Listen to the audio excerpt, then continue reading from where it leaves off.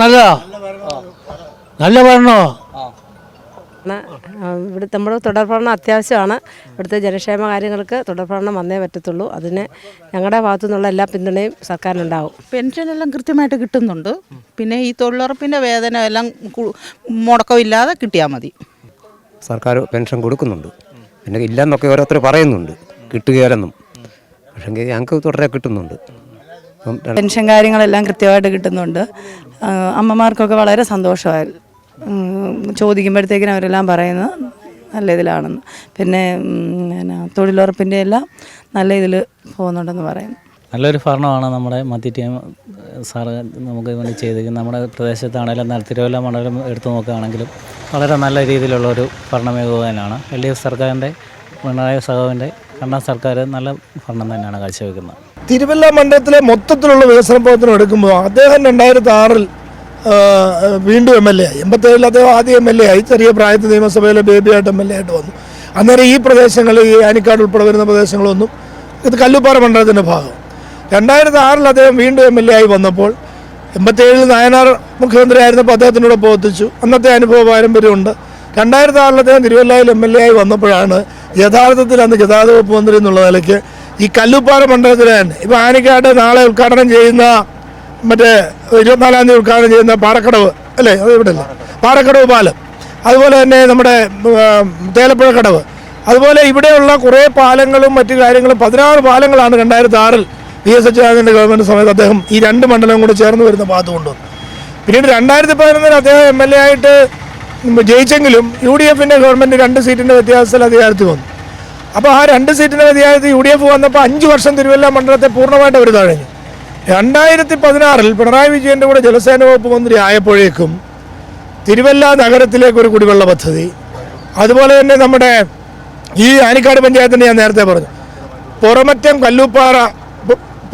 കല്ലൂമ്പാറ പഞ്ചായത്തിൻ്റെ കുടിവെള്ള പദ്ധതി, അതുപോലെ അതിനിപ്പോൾ കോൺഗ്രസ്സുകാർ കണ്ട് കേസ് കൊടുത്ത് മുടക്കിയിരിക്കുക, എന്നാലും അതിന് നിർമ്മാണ പ്രവർത്തനത്തിനുള്ള പണം അനുവദിച്ചു.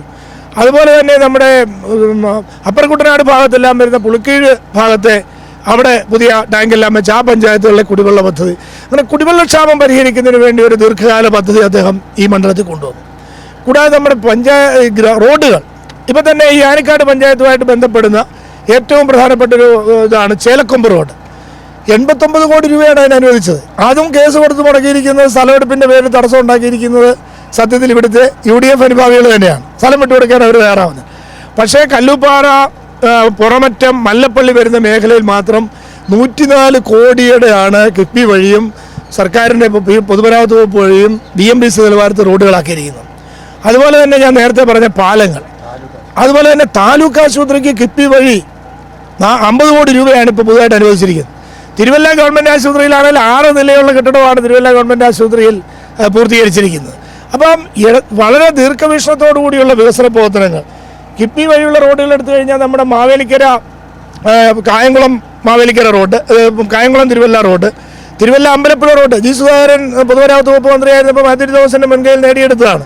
അതുപോലെ തന്നെ ആ പ്രദേശത്ത് തന്നെ വരുന്ന അഴിയെടുത്തറ മേപ്രാൽ റോഡ്, കാഞ്ഞിരത്തുമ്പടി കാവുംഭാഗം റോഡ്, ശ്രീവല്ലഭ ക്ഷേത്രത്തെ ചുറ്റി വരുന്ന റോഡുകൾ, അതുപോലെ തന്നെ തിരുവല്ല മന്നങ്കരച്ചിറ, കാവുംഭാഗം മന്നങ്കരച്ചിറ റോഡ്, മുത്തൂർ റോഡ്, അതുപോലെ തന്നെ ബൈപ്പാസ് 2006 മുമ്പ് UDFൻ്റെ MLA ആയിട്ട് 91 രാജീവ് ഗാന്ധിയുടെ തരംഗത്തിലാണല്ലോ മാത്യു തോമസ് നിസ്സാര വോട്ടിന് തോറ്റുപോകുന്നു. അത് കഴിഞ്ഞൊരു ദീർഘകാലങ്ങൾ ഇവിടെ UDFൻ്റെ MLA ആയിരുന്നു. തിരുവല്ല ബൈപ്പാസ് അവർ തന്നെ തെറ്റായൊരു രൂപരേഖ ഉണ്ടാക്കി. പക്ഷേ ഈ ബൈപ്പാസ് യാഥാർത്ഥ്യമാക്കാൻ G. സുധാകരൻ പൊതുമരാമത്ത് വകുപ്പ് മന്ത്രിയും ഇദ്ദേഹം മന്ത്രിയുമായിട്ട് വന്ന സമയത്താണ് 2016 ഈ ബൈപ്പാസ് തിരുവല്ല യാത്ര. ഇപ്പോൾ അതിന് ചില പോരായ്മകൾ പറയുമ്പോൾ അതിന് MLA കുറ്റം പറയുന്നുണ്ട്. അതിൽ അദ്ദേഹം ആയതുകൊണ്ടാണ് ബൈപ്പാസ് നടന്നത്.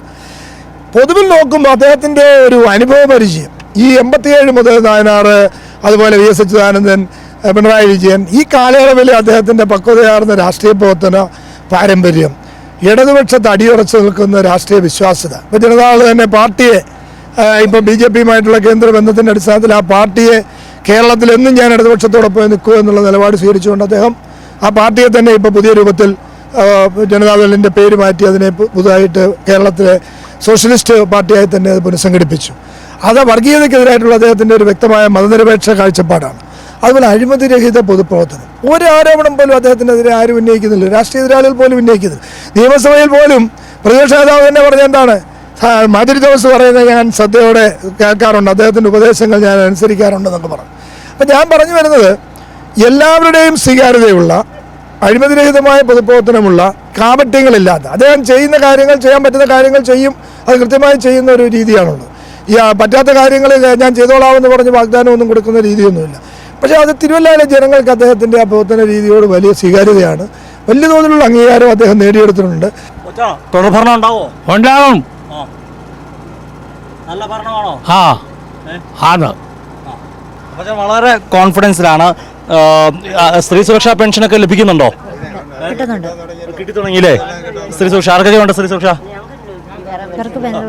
അമ്മയ്ക്ക് സാമൂഹ്യ സുരക്ഷാ പെൻഷൻ അല്ലേ? 60 വയസ്സിലെ പെൻഷൻ കിട്ടുന്നുണ്ടോ? മുടങ്ങാൻ കിട്ടുന്നോ? നല്ല കാര്യമാണോ മുടങ്ങാൻ? നല്ല കാര്യം. മരുന്നൊക്കെ മേടിക്കാനോ? മരുന്ന് വാങ്ങിക്കാനും ഒക്കെ ഇപ്പൊ അത്യാവശ്യമായിട്ടിരിക്കുക, വേദനയൊക്കെ ആയിട്ടിരിക്കുക വെടലിക്ക്. അപ്പൊ അത് കിട്ടുന്നത് കൊണ്ടായി നല്ല കാര്യം. പെൻഷൻ കിട്ടുന്നുണ്ടോ? സ്ത്രീ സുരക്ഷാ പെൻഷൻ അല്ലേ?